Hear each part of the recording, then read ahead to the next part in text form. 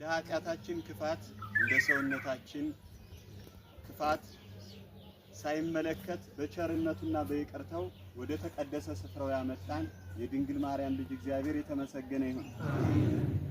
አትለይምና እናታችን ንጽሕተ ንጹሐን ቅድስተ ቅዱሳን ስንጠራት የምትደርስልን ሲቸግረን የምትቀርበን ስንታረዝ የምታለብሰን አምላክ የተመሰገነች ትሁን።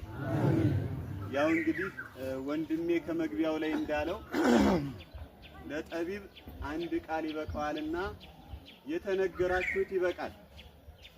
እግዚአብሔር ለሰው ልጅ ሁለት ጆሮ አንድ አፍ ሰጥቶታል። ጥቂት እንዲናገር ብዙ እንዲሰማ፣ ጥቂት ተነግረን ብዙ እንድንሰማ ብዙ እንድናስተውል እግዚአብሔር ይፍቀድልን። ነገደ አማራው ወይም ኦርቶዶክሱ